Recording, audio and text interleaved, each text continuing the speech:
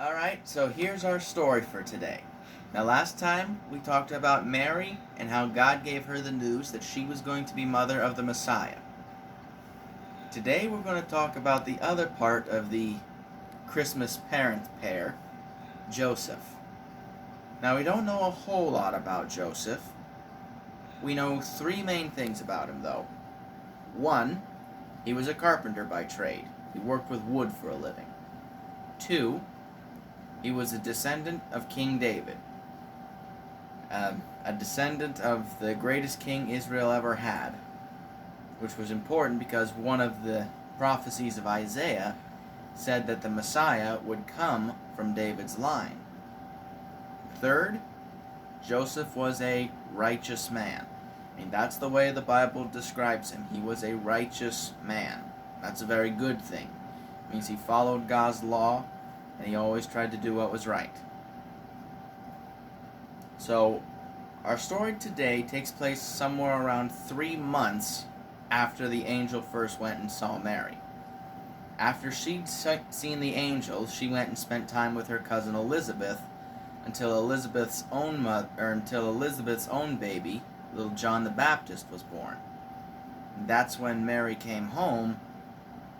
But the thing is, when a lady is 3 months pregnant, that's about the time that it's impossible to hide it anymore.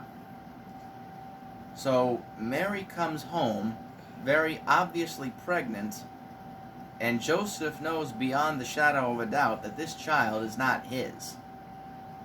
And that causes a bit of a problem for Mary. Now, Mary and Joseph were only engaged at this point. They hadn't actually gotten married.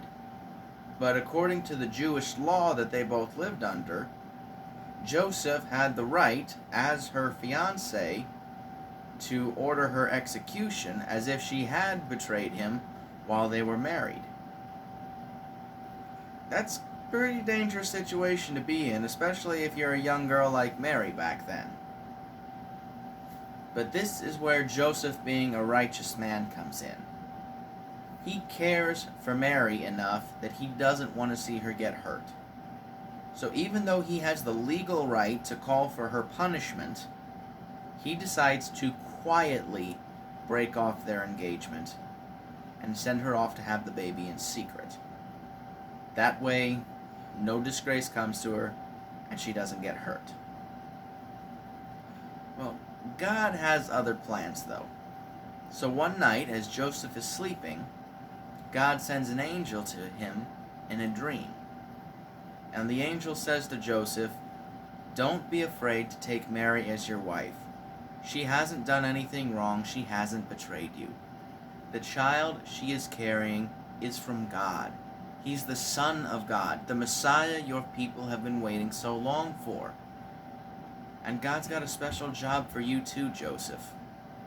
You are going to be the earthly father of the Messiah.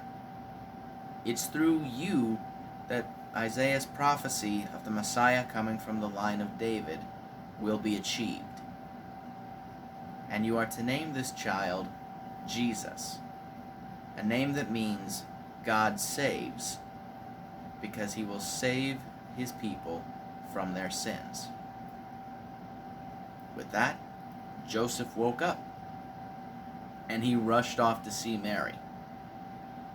He told her everything that the angel told him, and at that moment, they decided to keep their engagement. They were going to get married.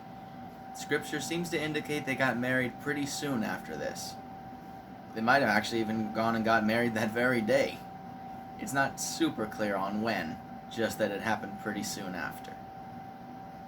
Now that's where our story for today is going to end. There's a lot more left to the Christmas story, but that's where we're going to hold for now.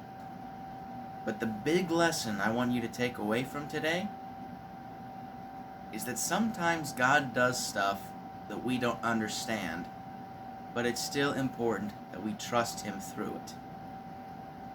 I mean, Joseph probably did not understand what was going on, why God would allow this to happen, when his fiancée comes home from a 3-month vacation and she's pregnant with a child that isn't his.